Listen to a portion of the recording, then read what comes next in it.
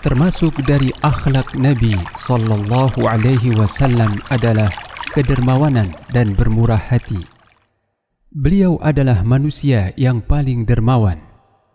Terlebih lagi, jika yang meminta kepada beliau itu seseorang yang diharapkan untuk masuk Islam, maka beliau benar-benar memberi apa saja yang dia minta, bahkan memberi dengan sesuatu yang melebihi permintaannya. Tidak hanya para sahabatnya, orang kafir pun juga terkesan oleh kedermawanan beliau. Beliau pernah memberi seorang badui kambing yang sangat banyak sekali, sehingga orang tersebut yang tadinya kafir akhirnya masuk Islam dan bahkan menjadi seorang da'i atau penyeru kepada Islam.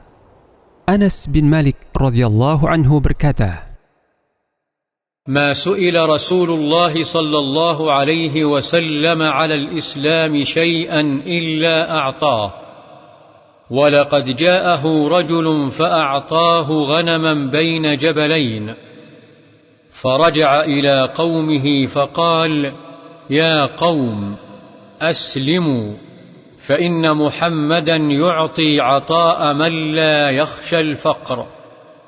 Rasulullah sallallahu alaihi wasallam tidaklah pernah diminta sesuatu dalam rangka melunakkan hati seseorang agar menerima Islam kecuali beliau memberinya.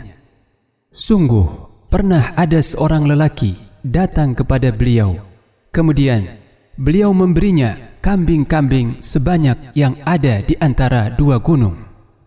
Orang itu lalu kembali kepada kaumnya seraya berkata, "Hai kaumku, masuklah kalian semua dalam agama Islam, sebab sesungguhnya Muhammad memberikan suatu pemberian sebagai seorang yang tidak takut miskin."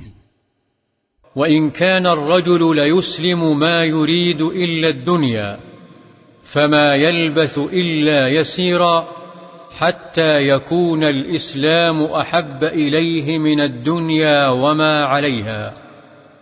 Sungguh lelaki itu masuk Islam dan tiada yang diharapkan olehnya melainkan dunia. Tetapi tidak lama kemudian agama Islam itu baginya lebih ia cintai daripada dunia dan segala isinya.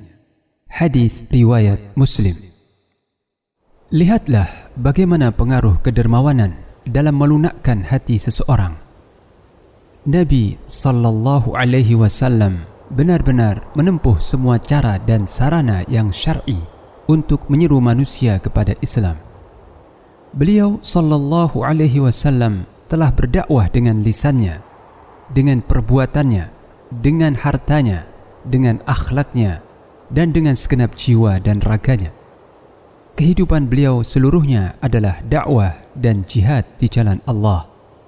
Beliau adalah qudwah atau teladan bagi setiap da'i.